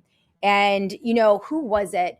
I want to say it was, oh, by the way, Rainer Fulmek, poor man. He's locked up in a prison unjustly in the Netherlands. I'm talking to a lot of people who are talking to him, but he was one of the very, very early opponents of the COVID lockdowns and the rollout of Operation Warp Speed. And he did an interview years ago where he said one of the reasons that they deployed COVID and the pandemic was because they were forced into it. They were losing control of the narrative. They were losing control of the rollout of Agenda 21 and 2030. And so they had to kind of supercharge it. And so it was a desperate attempt. That's why it was so ham-fisted. It's why they did it. That's why it was so clunky. And, you know, from his perspective, they made a big mistake in that because it had the impact of waking people up. And now in the United States of America, only 7 or 8% of Americans will get the mRNA jabs. The mRNA COVID jabs. So no one's getting the jabs anymore. The culture is pushing back. Like, Americans are understanding that indeed it is our, you know, calls are coming from inside the house. It's our own government that is the biggest threat to Americans. It's not China or Russia or Iran or any of those nation states. It's our own government. We have a hostile, criminal government in place in Washington, D.C., and they are a threat to every American, sadly. Don't kill the messenger. Listen, I'm not the one doing this. I'm just telling you what's going on. Baron von Buren. Ooh, geez, how are you looking younger than when I last saw you? That's so funny. Well, Baron, I appreciate that. I'm not feeling as if I'm looking too good. I'm wearing my spectaculars today because I'm having I had over the past 4 days a bizarre allergic reaction to something, which like puffed my eyes out. I'm totally swollen, red. I have no makeup on today except for like a little bit of powder and lipstick. And so, Baron Van Buren, thank you. I think I look like, not so great today. But listen, you got to do the show no matter what. And so, yes, I got to wear my spectaculars. Hopefully I can put my contacts in tomorrow. Fingers crossed. I'm on a steroid. I had to go. So I finally went to the urgent care because my eyes were literally exploding last 4 days. And I tried Benadryl, nothing. I tried Zyrtec, nothing. I was like, what is this? What is happening? So I went to the urgent care and they put me on like some type of steroid, like a super steroid. So hopefully that works. Anyway, it's why I'm wearing the spectaculars today. But Van Buren, hey, thank you. I appreciate your kind comment. And Sear is with us, the Sear 1968. Wow, this is the first time they have allowed me to see you in months on this so-called free speech platform called X.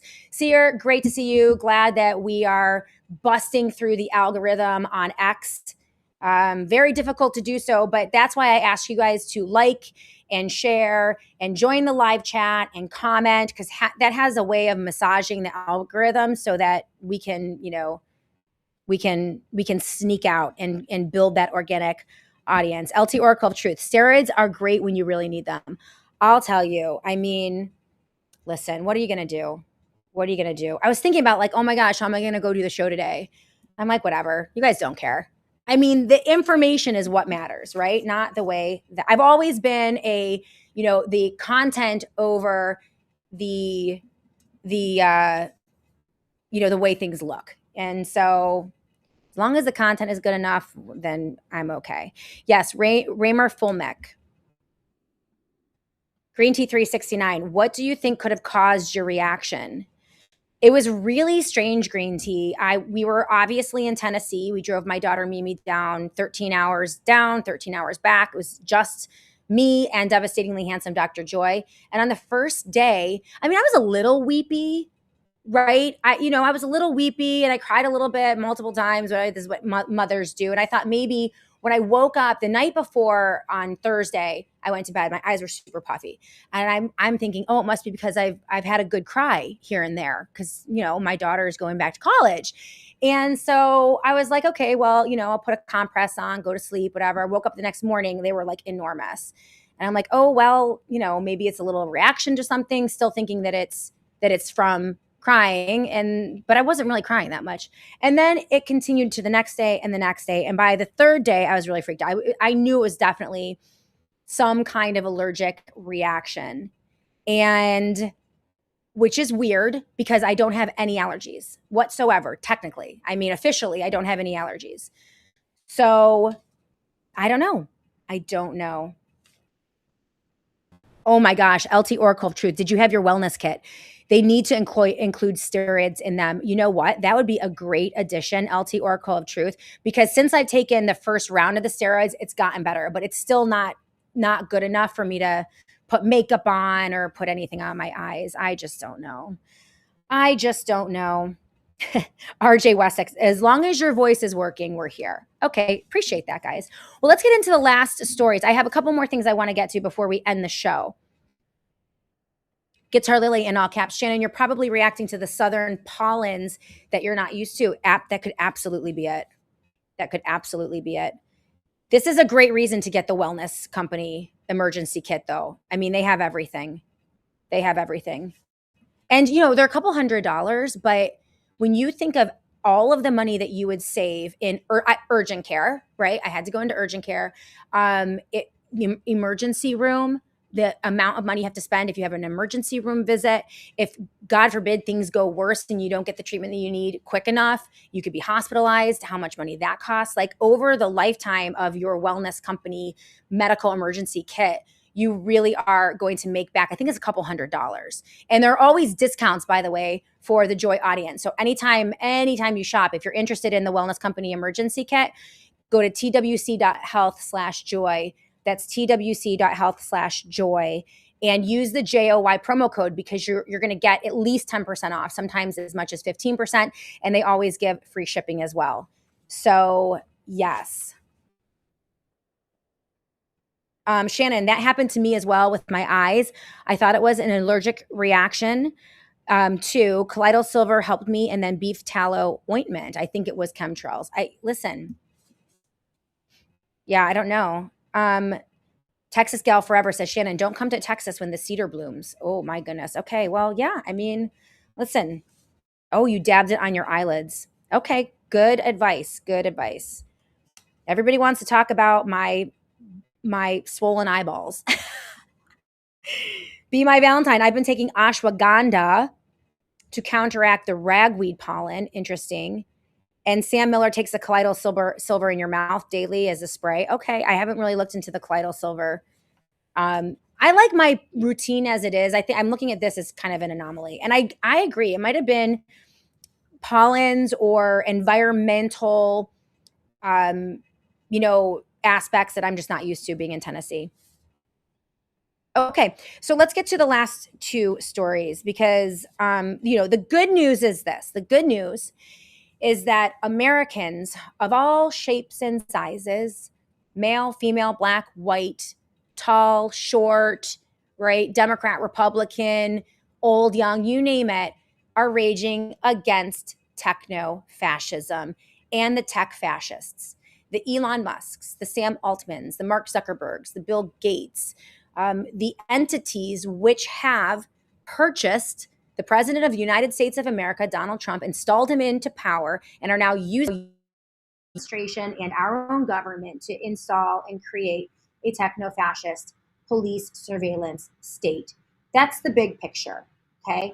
And the good news is that more and more Americans are waking up to this. And this is what we've covered today on the SJ Show. I have a ton of links and stories in the show notes of the Shannon Joy Show, plus videos that we ran today.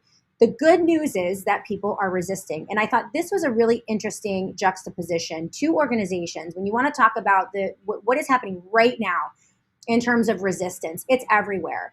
And so from the Tea Party to other young student groups. So Human First is an organization that was co-founded by former Tea Party figure Amy Kremer. And it's a grassroots conservative leaning organization that is involved now in 142 protests across 42 states, targeting the rapid build out of AI data centers. The complaints are focusing on water, electricity strain, secrecy, noise, land use, the liberty, lack of privacy, and also lack of local democratic oversight over what they call unaccountable big tech AI expansion. So Texas has had some of the most events. They've had 18 just in the past month, and other protests and events are occurring in Georgia, California, Florida, Pennsylvania, etc. So this is now exploding across the United States of America. They're also, they had a national day of protest on July 18th, 2026. And so this is now disrupting their plans to build out those data centers. We're really impacting. We've seen dozens and dozens, if not hundreds, of data center projects being canned, stalled, ended. We're seeing moratoriums placed on data center buildouts. We're seeing entire councils, city councils, and town councils being ripped out of their positions and replaced over these issues. So this is a very fluid and organic movement that is amazing. But what I love about this, this is the conservative leaning aspect of that. But there's also a Democrat leaning aspect of that as well. And what we're seeing, and even recently, I don't have the video, but there was a major protest at a big event featuring President Trump in Michigan, voicing opposition to the big data centers that are being built out. And a whole group of people came in and were protesting Trump at his event, which is great.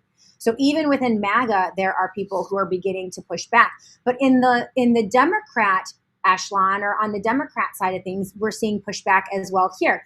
So we have student activist actions that have been targeting AI companies like OpenAI throughout the summer of 2026. So in mid-August of 2026, dozens of students that are linked to groups like Sunrise Movement, Quit GPT, and Young Democratic Socialists are rallying. They've occupied the lobby of OpenAI's new Washington, D.C. lobbying office called the Workshop near the White House, and they're protesting AI's impact on jobs, the environment, inequality, propping up authoritarianism. So they are, throwing out banners like "Stop Stealing Our Futures." And they're really talking about the same things, interestingly enough, that conservatives are talking about. They're worried about privacy. They're worried about their jobs. They're worried about freedom and liberty and the consent of the governed. Nobody wants this dumped on us. And the fact that we have organizations from both sides of the political aisle is a really good thing. So that's the good news in all of this. And this is only going to expand. Again, let's go back to Catherine Austin Fitts. We started with her. Let's go back to her again to finish us off because she's absolutely right about this. The rage against the tech bros is real and it's growing. And I'm here for it. This is what Catherine Austin Fitts had to say. So I just have to tell you my favorite quote of the year. I was in a group the other day, and this lovely young woman who was just there because she was related to somebody, she was there picking up dad. One of the participants said, the young people hate AI. And she raised her head and she said, we don't hate AI. We hate the tech bros. And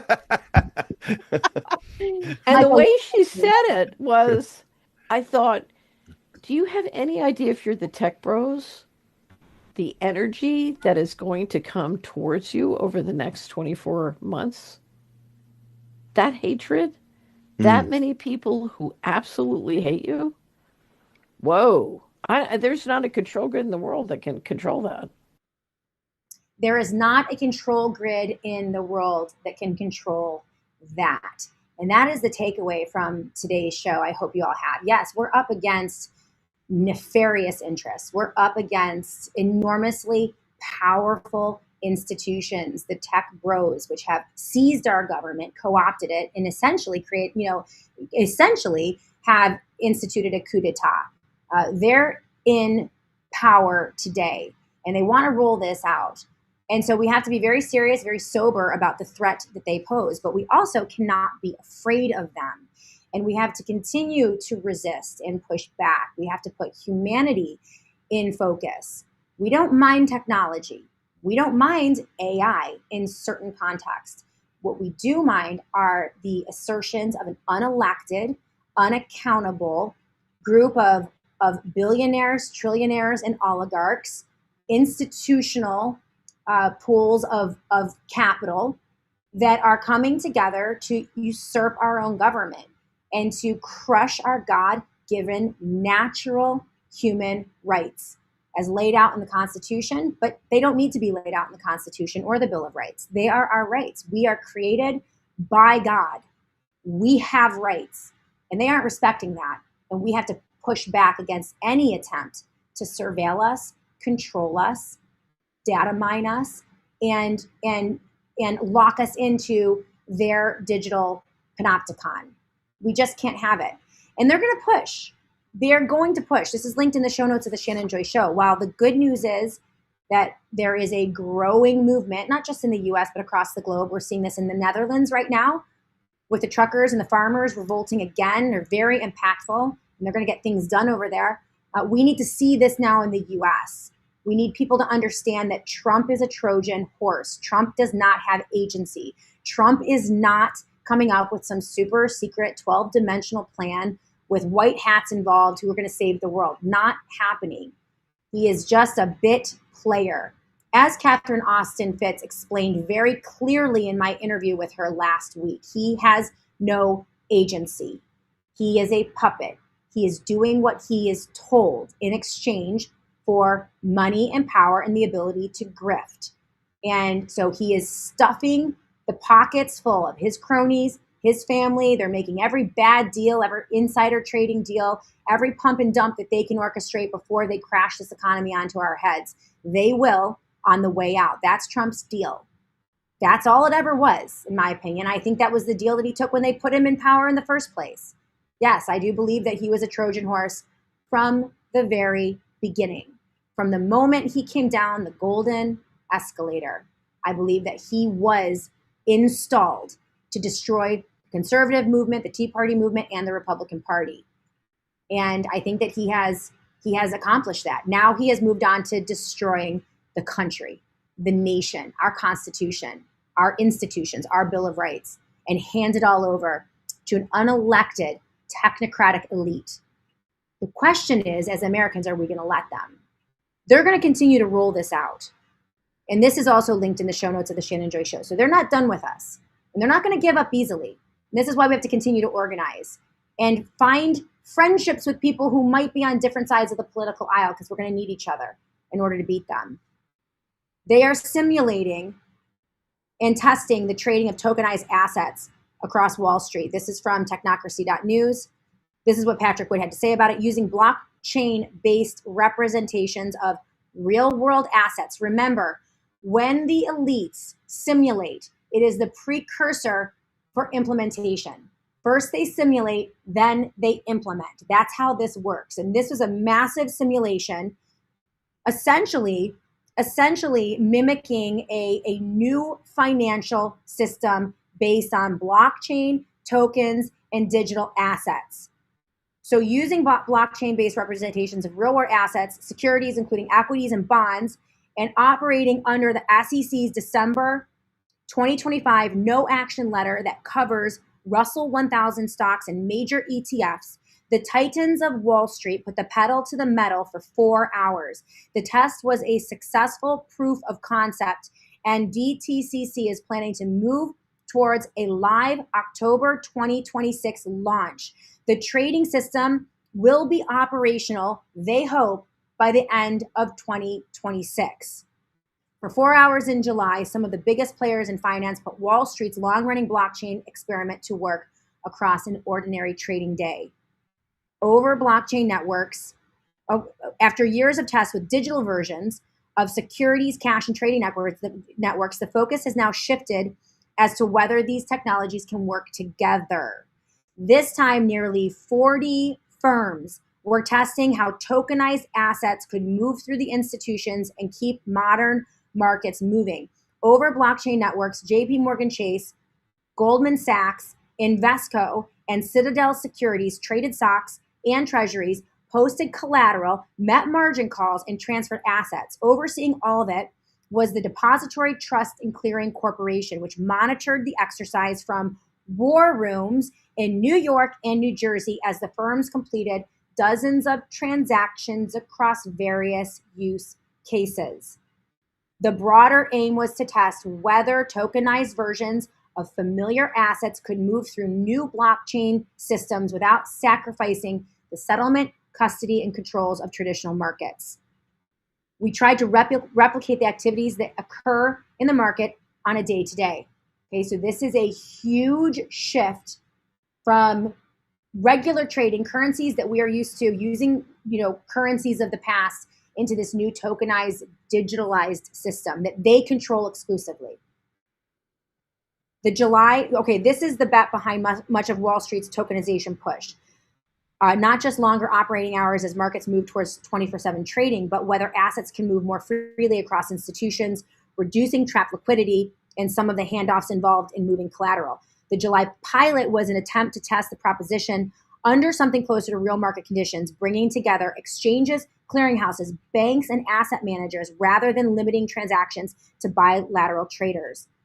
Transactions included collateral pledges, margin calls, repo trades, delivery versus payment, and transfers between blockchains using digital versions of stocks, exchange-traded funds, and the treasuries on DTCC's private network built using BSO and Canton networks. So this is where they're going, okay?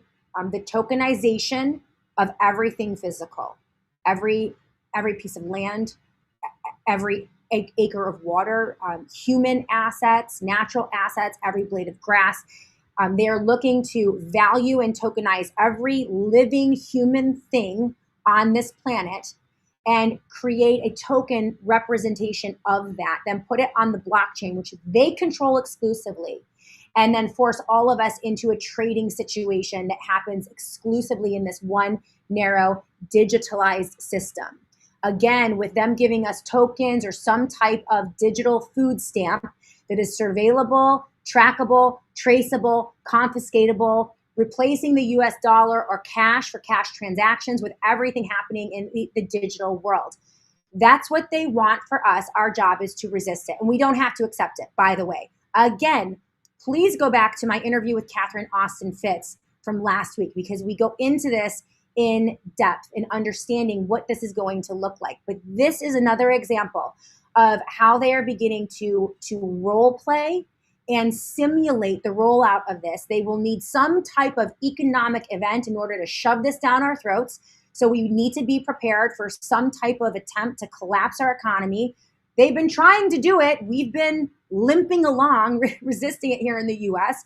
So it's really hard to game plan and understand what is going to roll out, but people need to be prepared. They need to be prepared. Honestly, I'm in everything physical. I'm in gold, I'm in silver, physical gold and silver, land, cash, using cash, not the dollar, which we also explain in my interview with Catherine Austin Fitts, but using cash, bartering as much as possible. We need to know how we can transact at a local level when they try to force this down our throats. And they will always use a crisis to do this. The simulation, I think, is absolutely an indication that this is on the horizon. This is something that they would like to deploy in the near future. Whether or not they're going to be able to do it, I don't know. I think they wanted to do it in 2025, guys. And we're not sure if they're going to be able to do it again. But the more decentralization that happens, the more that we're using gold and silver to transact, dollars to transact, anything outside of their digital systems, the better. The harder it is going to be for them to deploy this. They can play their own games in their own markets with their own money. We don't have to be a part of it. We need to vote with our wallet, 100%. So this is also linked in the show notes of the Shannon Joy Show. And we'll be diving into this. We're going to talk about beef. We're going to talk about the cattle. We're going to talk about Donald Trump and his tariff attack on the American consumer and small businesses across America, favoring international partners every single time. We're going to be talking about the economy and what is coming. We're going to dive into what I think is incoming, and it is going to be some type of economic event that they're going to try to use to push us all onto their digital food stamps, whatever they call them. Central banking digital currency, tokens, meme coins, USD1, Trump coins, Melania, whatever it is, Bitcoins that they want to shove us onto, right? We need to understand that we don't need it. We don't have to use it, and we can resist it. And so that is the mission. You'll be fine. Interesting. That is the mission, and we're going to continue to pursue that. And the biggest thing here on the SJ Show is that we're never afraid, right? Don't be afraid. Don't be afraid of this. Nothing new under the sun. There have been megalomaniac, control freak, psychopathic, sociopathic, lunatic leaders in existence since the beginning of time. Every generation has dealt with these types. We have different technology today, but it's no different than any other time in human history. So let's remember that. And remember that freedom can flourish, freedom can survive, and we can fight for our natural rights, our God-given natural rights. And that's what we're doing. Green Tea 369. One thing that evil cannot stand is love. It's so true. Find your people. Meet your neighbors. Go analog, right? Get connected. Get kinetic. Right? Reject everything digital. We can use it from time to time, but this is how we get our liberty back and put technology in its place. So thank you guys for being with us today on the SJ Show. Appreciate all of you and appreciate all of our sponsors, the Satellite Phone Store, PCM and Associates, the Wellness Company, Shift Gold. If you're interested in getting physical gold and silver super fast at some of the lowest spot prices imaginable, go to shiftgold.com/joy. They love the Shannon Joy audience. They take great care of you guys. And of course, you know, Peter Schiff is a regular on the Shannon Joy Show. I have him in every month to talk about all of these things financial. He is a wonderful resource. But it's the easiest, fastest way to get into physical gold and silver, shiftgold.com/joy. That is shiftgold.com/joy. Joy, of course, our friends over at North Idaho Tallow Company. They're amazing. Our friends over at Unicity, shannonjoyhealth.com, shannonjoyhealth.com. They're amazing. Just scroll down in the show notes of the SJ Show, peruse all of our sponsors, and if you're in the market for any of their goods or services, click on those links because that lets them know that I sent you. And that's how we keep the lights on here at the SJ Show. Everything we talked about today is linked in the show notes under SJ show notes, so you can get all the links to Technocracy and the other stories that we covered.